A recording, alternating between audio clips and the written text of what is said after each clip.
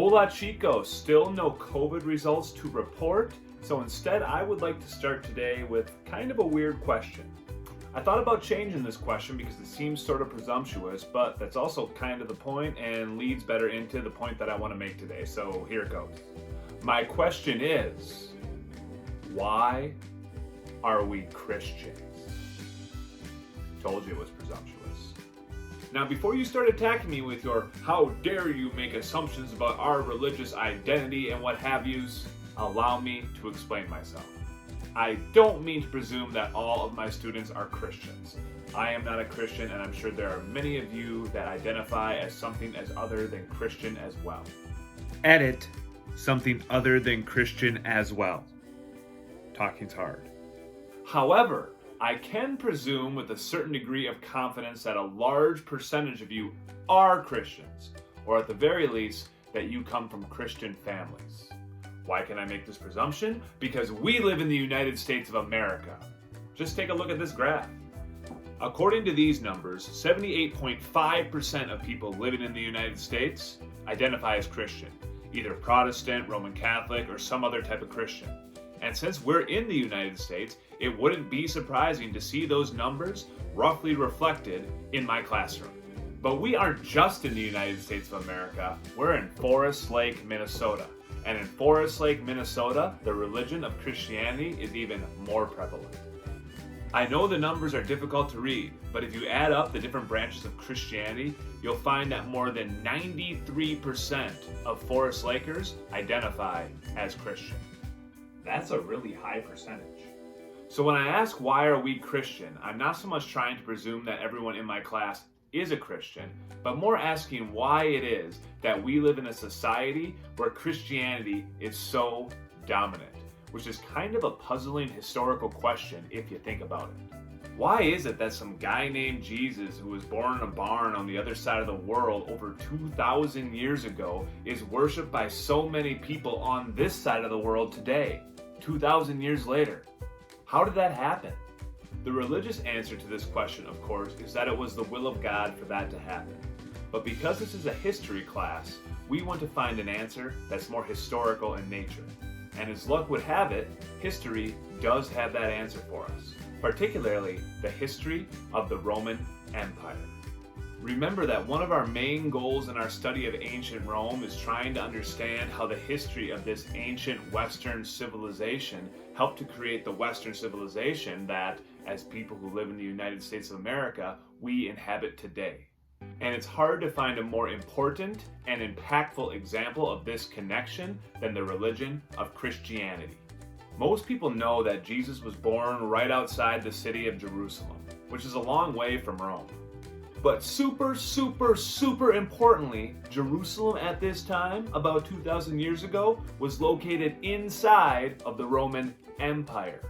Jerusalem was part of the territory that the Romans had conquered during their years of imperial expansion. And while Christianity would not immediately become the official religion of Rome, the fact that Jesus was born inside of the Roman Empire rather than outside of the Roman Empire is incredibly important for the history of this religion. Because after Jesus' death, even though Christianity was only practiced by a small minority of people inside of the Roman Empire, the religion was still inside of the Roman Empire. And when Christianity began to spread through the word of Jesus' followers, people like Saul, soon to be Paul, that spread took place within the borders of the empire as well.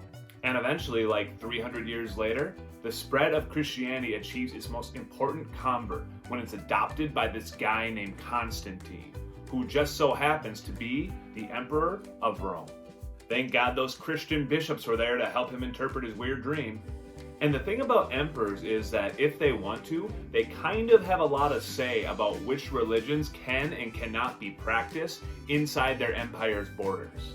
When the emperor tells you that you better convert to Christianity, well then golly gosh darn, you better convert to Christianity.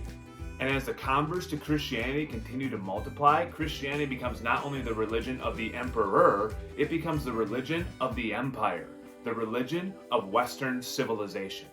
What once was an obscure religion practiced by a small group of conquered people inside of the empire was now the religion that was doing the conquering. Later in your article today, when you read about the imperial Jesus, that's what that means. But what's the connection to today? How does this help us to explain Christianity's dominance in the modern day United States? Once again, it's that shared culture of Western civilization. The Roman Empire falls about 150 years after Christianity becomes its official religion. But while the empire falls, the culture of Western civilization remains, and Christianity is an essential part of that culture. As the centuries roll on, Western civilization continues to be the culture that dominates Western Europe and helps give rise to modern-day nations like England and Germany and France and Italy and Portugal and Spain. And it's people from these places that eventually sail across the Atlantic Ocean and bring Christianity and the culture of Western civilization to the side of the world that we live on today. And if you happen to be part of the 93.4% of people in Forest Lake who follow the teachings of Christianity, my guess is it's a semi-important part of your life. But would it even be a part of your life if Jesus had been born a couple hundred miles to the east, outside the borders of the Roman Empire? We'll never know. But what we do know is what did happen, and what did happen helps us to understand Christianity's dominance in modern Western civilization. And that's what contributes to what I believe is one of the most important things we get from a study of history, a historical consciousness, an understanding and awareness of how the things that happened in history created the world that we live in today. And that is just one example of how the knowledge we acquire about our past is super important and useful in navigating our present. Thanks for watching.